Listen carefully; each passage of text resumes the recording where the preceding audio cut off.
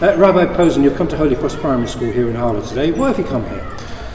Okay, so in short, Hanukkah's coming up in like 2 months, and there's a big competition going on. Harlow is going to have its very own public menorah. The menorah is like you've got one here. It's a candelabra with 8 candles and a middle one, and it's going to be going up in the town centre. The menorah is going to be designed by the winning child's design. So all the children in Harlow get an opportunity to draw a design for the menorah, and the winning one is the one that we're actually going to try and design in time for Hanukkah. So you've spoken to the students here today. Were you impressed by their knowledge?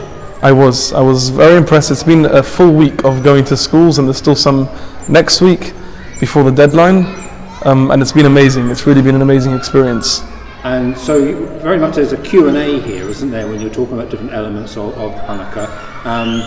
Are you pleased to do this? Do you feel it's an important part of your work? I really do. So the first part, I start off with a presentation, as you saw, and I try to get the children involved as well, so I'll be putting questions to them, and then at the end I'll be taking questions from them.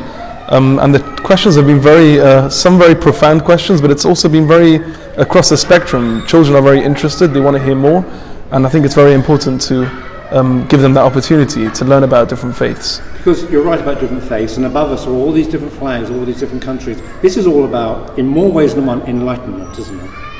It is. Enlightenment's a good way of putting it.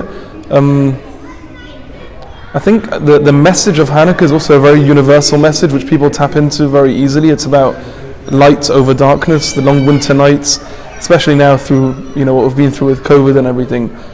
It's a great time of hope. So the menorah represents hope, even when there was, like you heard the story, even when there's a strong, mighty army against us, there's always hope. So it's something which people really tap into very well. And what happens to the winning designs? What's the prize? The prize is £500 for the winning school. I can't remember the details where it goes. I think towards art supplies specifically. I'm going to have to get back to you on that. But the school will be winning £500. The child would also be winning art supplies for himself.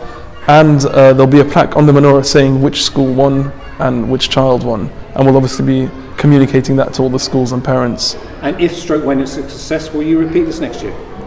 So we actually plan to use this menorah going forward every year. So the competition is now, so we're part of history. It's for the first menorah in Harlow ever to go up, and long may this menorah last many years in the future.